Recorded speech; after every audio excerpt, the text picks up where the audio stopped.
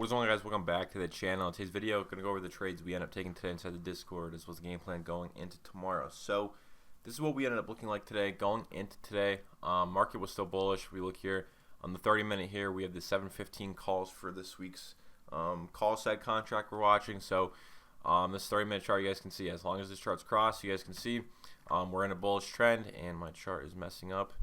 But yeah, as long as this 10 SMA is above the 50 and price is above the 50, we're bullish in a bullish market, and we're focused on longs. So given that, I was only looking for longs today, and we did take two trades today, and I'll go over these. So first one was based on the 0DT chart and also a fib level. So if you look here, puts right here, we're actually crossing negative here off of the open, I believe. Is this the wrong contract?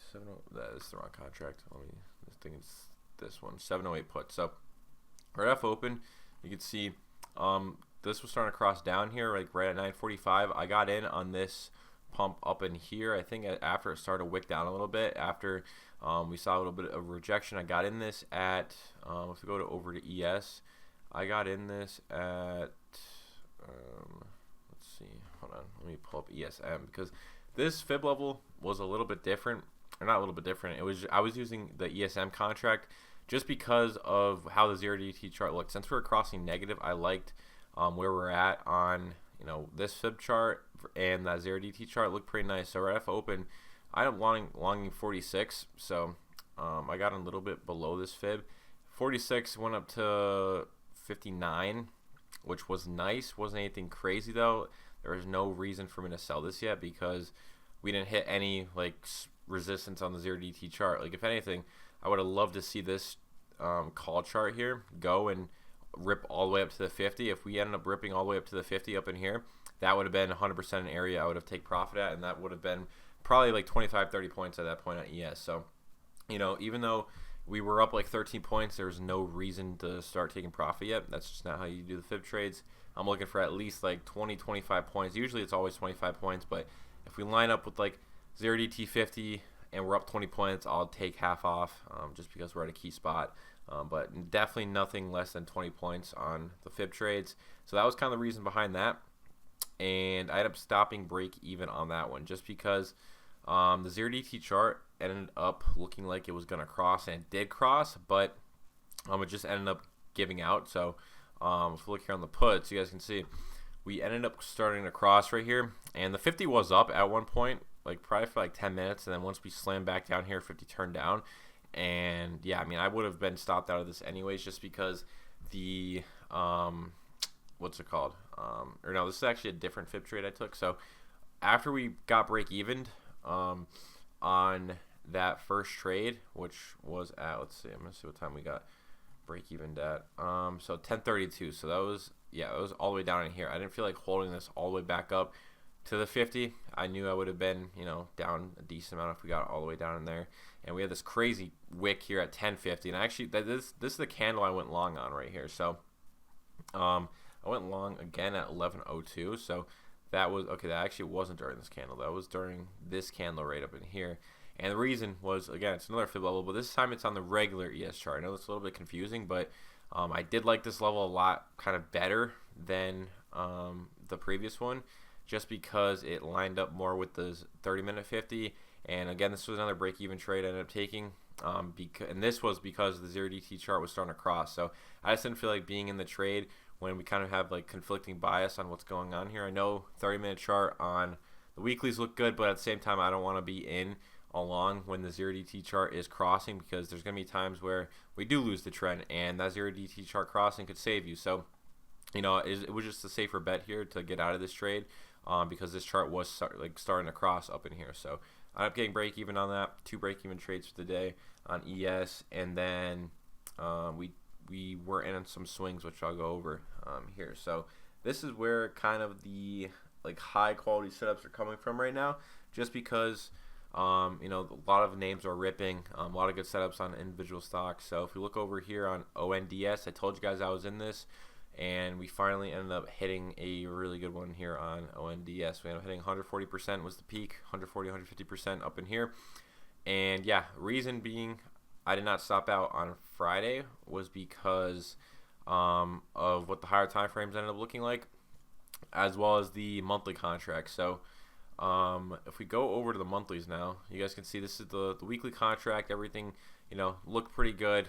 Besides, losing the 50, we never crossed negative. So, these are a little bit more volatile contracts since it's this week's expiration. I did swing, I think May 15th ones. So had a little bit more time on them. They're not as volatile. I was still in profit on this leg down, right up in here off of open. I think I was probably up like 8% off of open, so I still was green on these. And if we flip over to the monthly contracts real quick, this is kind of why I stayed in, because these looked really, really good. So the May 15th ones, obviously 30-minute 50 ended up holding over here. We closed below it slightly here, but that's not enough for me to close it. Higher time frames, really, really clean. 1 hour, 2 hour right here. 4 hour, yeah, there's no 50. So this is really textbook trade. Regular chart even looked really good. It's not something that I pay attention to that much, but that kind of did. I kind of saw the ONDS chart setting up on the regular chart, then I pulled up the options chart, and I liked it, so this is why I ended up taking it.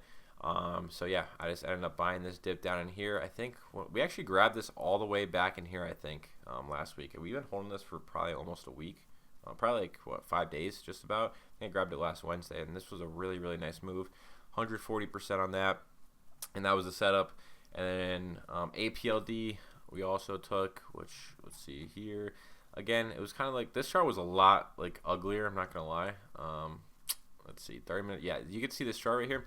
Super, super ugly. This 30-minute chart is kind of like, I kind of was just ignoring the 30-minute because of how like weird the SMAs were. So I was looking at the higher time frames. 1 hour chart, held the 50, curling up hard. 2 hour chart, same thing was going on here. 1 hour, or not 1 hour, the 50's curling up, held the 50. And then also, if we take a look over at the monthly contracts for May 15th, what do we have here? I think it's these ones. You can see here all the higher time frames are crossing. 30-minute chart, again, super, super weird. I mean, I don't know why this chart is so funky, but yeah, I mean, higher time frames look pretty good. What was the? I think I pulled up the wrong chart actually on APL. I think it's this one. I think it's the 30 calls. You can see here this 4 hour 50 starting to curl, which is a very good sign. This ended up peaking up like 45% today. I'd imagine this makes new highs 100% with how this 4 hour is looking. As long as we don't open like really red tomorrow, I think this is gonna end up curling. Price goes higher, holding the 10 SMA, and I think we're gonna see a pretty solid move on this. I'll be trimming once I'm up like 50 to 70%, and then iron, last one that we are still up on. I entered a new one today, which I'm not gonna go over yet. I'm gonna wait for that to play out first.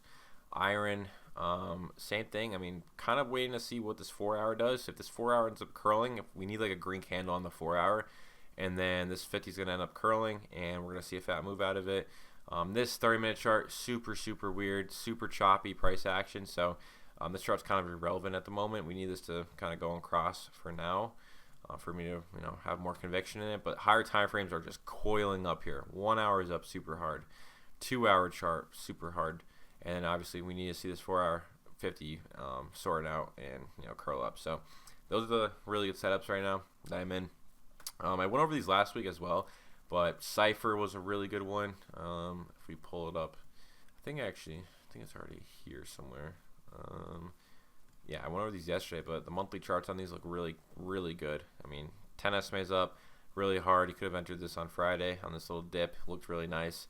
I'm pretty sure if you end up taking that already, I shared this in the chat. I didn't call it out or anything, but I know it's definitely up a lot from when I shared it. Same thing with IONQ. Daily charts crossing on the monthlies looks really explosive. Regular chart looks explosive. I'd expect this to go higher. And yeah, those are pretty much like the top setups I was looking at. I didn't really look for any new names today, besides one that I'm in. But yeah, I mean, that's kind of what we ended up doing today. 2 break evens, and then options is really pulling through for us this week. So or this week, it's Monday. Hopefully the rest of the week it does pull through. But yeah, that's what we ended up doing today. Going into tomorrow, what are we going to be looking for? So I mean, until this 30-minute 50 crosses a negative, I'm just going to be looking for longs. It's as simple as that.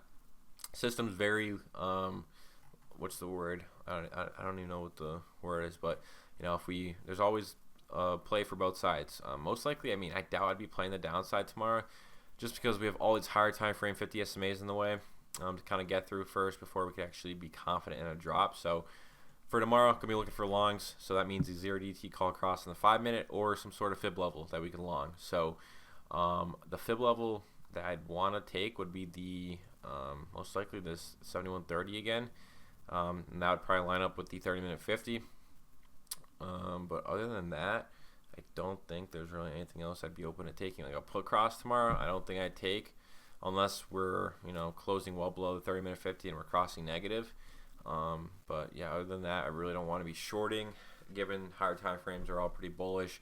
They do have some room that we could drop. Like I said, if that 30-minute chart does cross negative, a little bit of room that we could drop to hit the higher time frame 50s before like a significant bounce happens. So maybe there's a possibility we could like play a quick put cross for 50 to 80 points on an NQ, but it's not the most ideal setup in the world.